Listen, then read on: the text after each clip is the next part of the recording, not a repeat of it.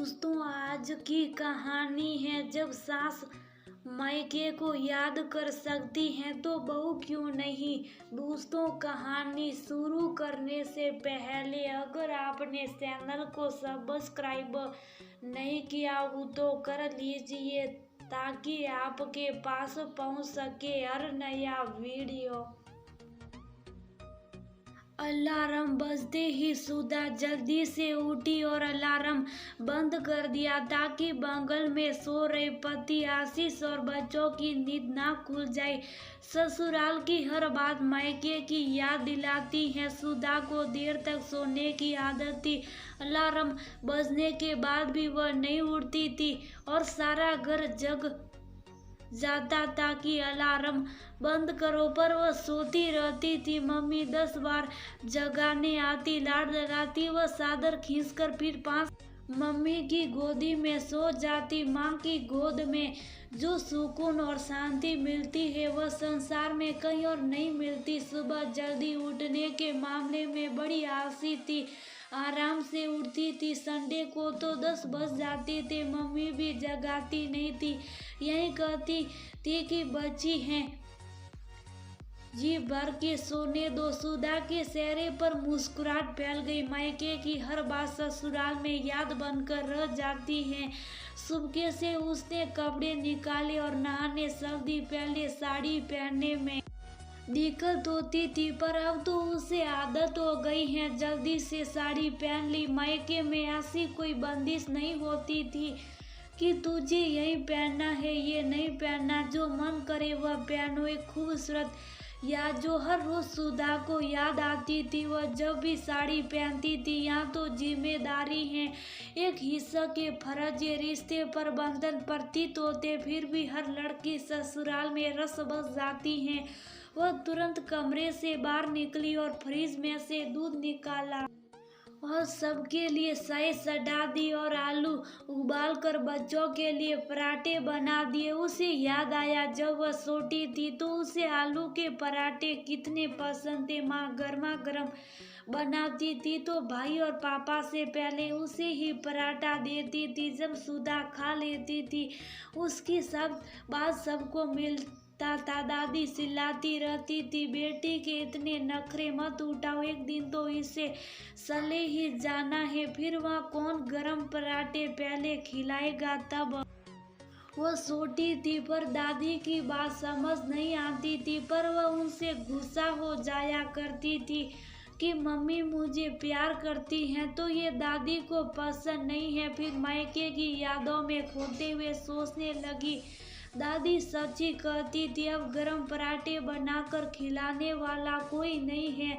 सास ससुर दोनों को डायबिटीज है, उन्हें जल्दी से नाश्ता देना होता, फिर जाकर वह आशीष का लंच बॉक्स पैक करती हैं, आशीष को नाश्ता कराती हैं और आशीष के जाते ही काम वाली बाई आ जाती हैं। वह घर समेटने में लग जाती हैं, रसोई के बर्तन खाली करती और 2 पराठे कैसरोल में रख देती हैं कि शायद गर्म रहे, पर ताज़ा करारे गर्मा गर्म पराठे खाने को मिले तो उसकी बात ही अलग होती है। सब काम निपटाने में 1 घंटा तो लग ही जाता था। भाई रुकती भी तो नहीं है, उसके पास 10 घर होते हैं काम करने को, उन्हें ज़्यादा जल्दी रहती। सुधा बाई के जाने के बाद ही नाश्ता करती थी, तब तक नाश्ता ही ठंडा हो जाता था और दोबारा गर्म करने का मन भी नहीं करता था। तब भी पराठे बनाती हैं, उसे ठंडे ही खाने को मिलते हैं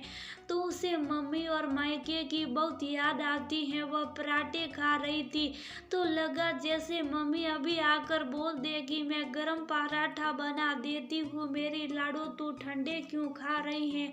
और ये सोचकर ही सुधा की आंखें गीली हो जाती हैं। सुधा की सास रेणुका जी ने आवाज लगाई, आज दोपहर को शॉपिंग पर चलना, खाना खाते ही तैयार हो जाना। सुधा स्कूल से बच्चों को लाई और खाना देकर अपनी सास के साथ चली गई। दोनों ने घर की जरूरतों का सामान और साड़ियाँ खरीदी। घर आते आते देर हो गई। सुधा भागते दौड़ते तो गई थी तो उसे थकान भी आ रही थी। बाजार में भी काफी पैदल चलना पड़ता था। रेणुका जी तो आते ही सोफे पर बैठ गई और गर्म चाय का आदेश दे दिया। सुधा ने कपड़े भी नहीं बदले, फटाफट रसोई में गई। एक बर्नर पर चाय चढ़ा दी, दूसरे पर कुकर में दाल रख दी और तीसरे बर्नर पर बच्चों के लिए दूध गर्म रख दिया। तसल्ली से गिलास पानी भी नहीं पिया, बच्चों को दूध दिया, सास को चाय और खुद की चाय ठंडी होने के लिए रख दी। इतने देर में आटा गूंद लिया और बच्चों को दूध बनाकर हाथ में दे दिया। जब चाय पीनी चाय तो वो ठंडी हो गई थी। फटाफट खड़े होकर ही गटक ली, कमरे में जाकर कपड़े बदले और ससुर जी के लिए खाना परोस दिया। आज वैसे भी देर हो चुकी थी, इस समय भी उसे मायके की याद आ ही गई। मायके में तो मम्मी के साथ जब भी बाजार जाती थी मन भर के चीजें खरीदती थी। मम्मी किसी चीज के लिए मना नहीं करती थी। घर आते ही वह सोफे पर पसर जाती थी। मम्मी गर्मा गर्म चाय और खाने के लिए नाश्ता दे देती थी। वह आराम फरमाती थी। सुधा रात को सो तो गई पर अगले दिन उससे उठा नहीं गया। बुखार से शरीर टूट रहा था और हाथ पैरों में दर्द भी था। आशीष दवाई देकर ऑफिस चला गया। रेणुका जी ने हल्का खाना बना दिया और आराम करने को कहा, पर आज सुधा की आंखें बरस रही थी। मम्मी को याद करके वह रोने लगी। अभी मम्मी होती तो वह उनकी गोद में से रख लेती। मम्मी ठंडे पानी की पटिया सिर पर रख देती। मम्मी होती तो अपने हाथ से खाना खिलाती। दिन में 10 बार बुखार सहा करती।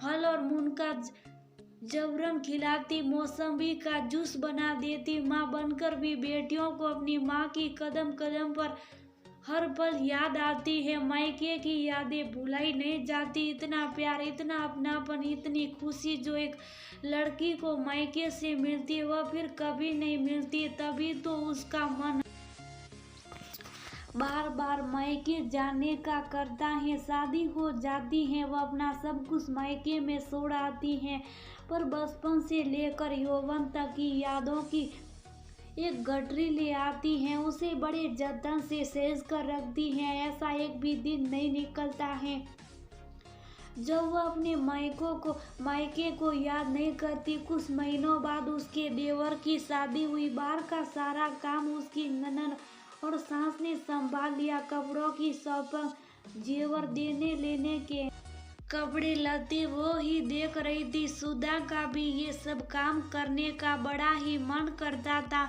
पर उसे तो सिर्फ रसोई में चाय, नाश्ते और खाने की जिम्मेदारी ही मिली हुई थी। ये काम तो वह रोज करती थी।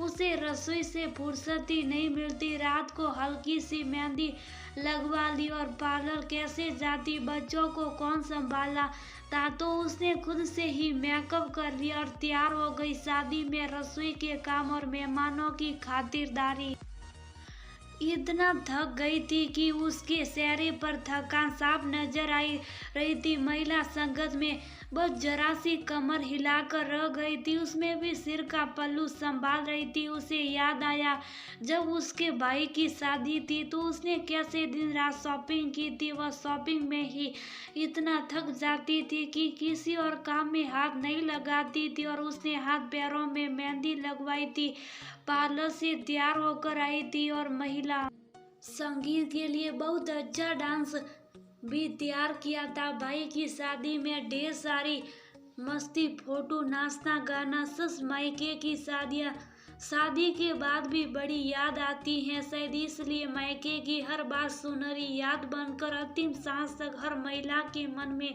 बसी रहती है। मायके का जिक्र आते ही वह बचपन की तरह पन में भी सेकने लगती हैं।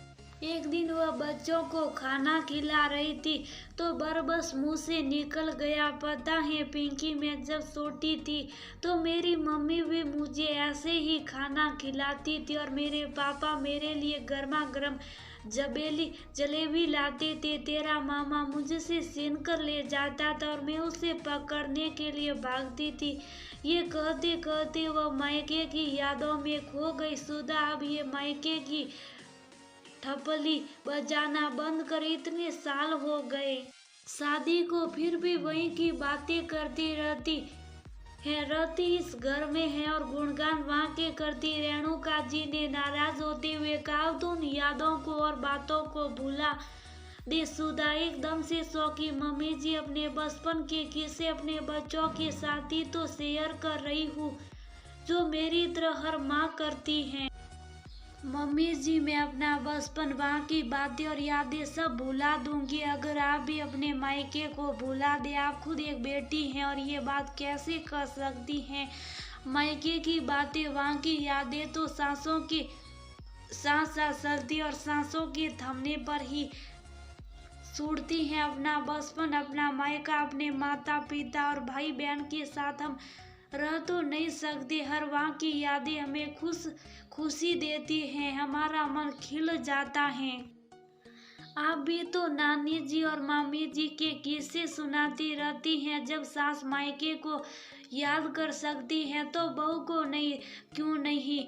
रेणुका जी को महसूस हुआ कि वह ने गलत कर दिया। बहू की दुखती रंग पर हाथ रख दिया। फिर वह ने कभी सुधा को नहीं टोका। सुधा के बच्चे बड़े हो गए। आज वह जब अपनी बेटी को विदा कर रही थी तो उसे अपनी मम्मी का चेहरा याद आ गया। समझ में आया कि कलेजे के टुकड़े को कैसे दूसरों को सौंपने से दर्द होता। बेटी की विदाई करना आसान तो नहीं होता। कुछ महीनों बाद जब उसके घर बहू आई तो सुधा को याद आया कि उसके भाई की जब शादी हुई थी तो मम्मी कैसे खुशी से नाच रही थी। बहू के गृह प्रवेश की खुशी उसने आज महसूस की। सुधा के मम्मी पापा अब नहीं रहे, वह खुद दादी और नानी बन गए, पर आज भी मम्मी और मायके की यादें उसे तरोताजा कर देती